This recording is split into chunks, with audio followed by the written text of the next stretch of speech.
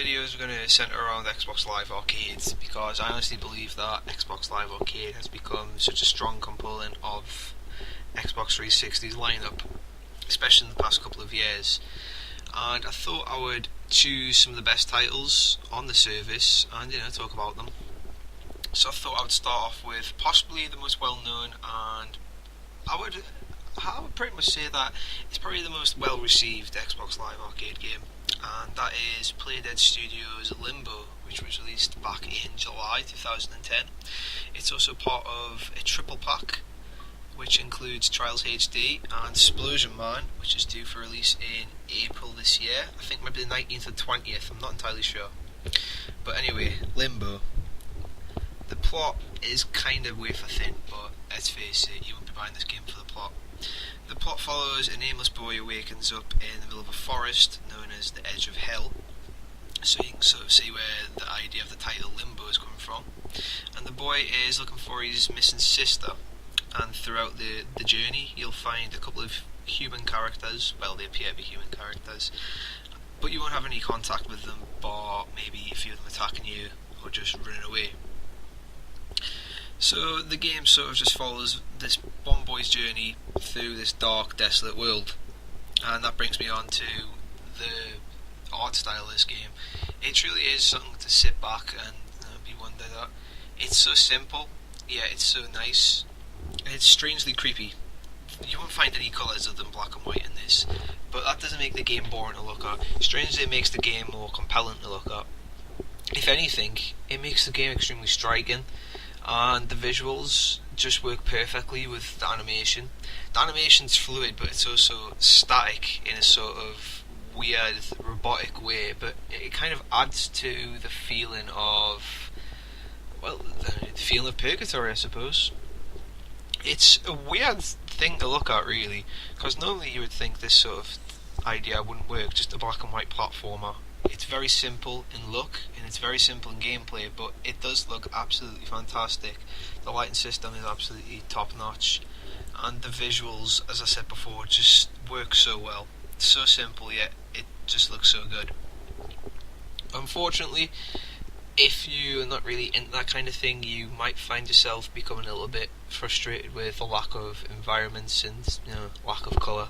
But me personally, I found it to be a really sweet looking game. It was a really nice change from the normal super high def, super detailed games which appear both on Xbox Live Arcade and full retail titles. So overall, Limbo really does, it almost looks like film noir sort of film expression.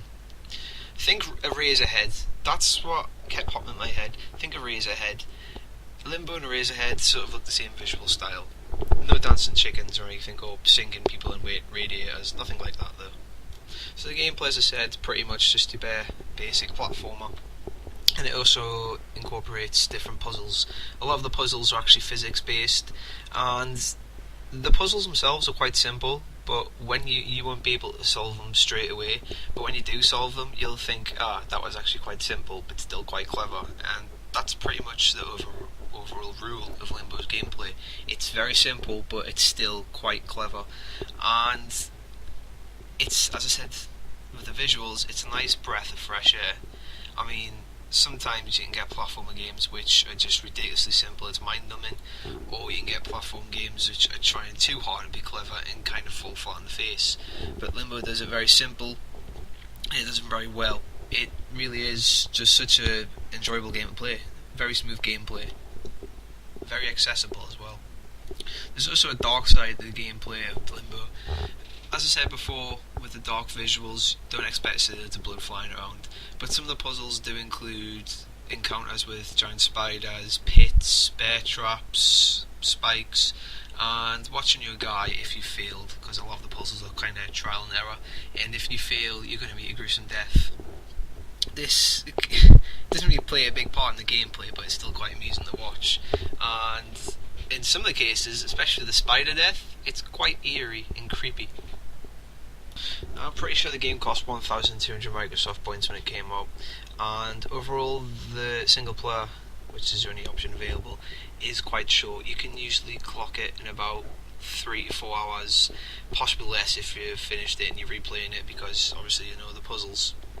But with achievements which have quite punishing criteria, such as never dying in the full game, there is replay value to be had, but that only is really for the hardcore, and I would even say the possibly sadist gamer.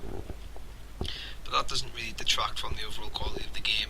Like I said, it's fantastic to look at, it's fantastic to play, everything works well together. Another thing which really should be highlighted is the soundtrack. There's an eerie sound. It's the soundtrack itself isn't obvious, it doesn't jump into your face, and it's nothing ridiculous. It's very sort of hidden and secretive. I know it sounds quite cliche, but it's very mysterious. It just sits in the back and it does its thing, and it adds to the overall atmosphere. The lack of sound effects and just the sort of eerie silence of some of the levels really does add to the overall feel of the game and atmosphere, and that probably is one of Limbo's biggest triumphs, is the overall feeling and atmosphere of the game. It's very dark, it's very creepy, it's almost lifeless, it's odd. It really is an experience worth playing and paying for, and you really have no excuse not to pick it up when it comes out in this triple pack, along with Trials HD, which is a highly quality game, along with Explosion Man, which in a previous video I said was a very good game. So yeah, that was Limbo. Overall closing comments, I would just be repeating myself, but meh. As I said, looks great, plays great, very smooth. It is kind of short, unfortunately, and it won't be everyone's tastes, but Limbo really is a case of simplicity being absolutely perfect.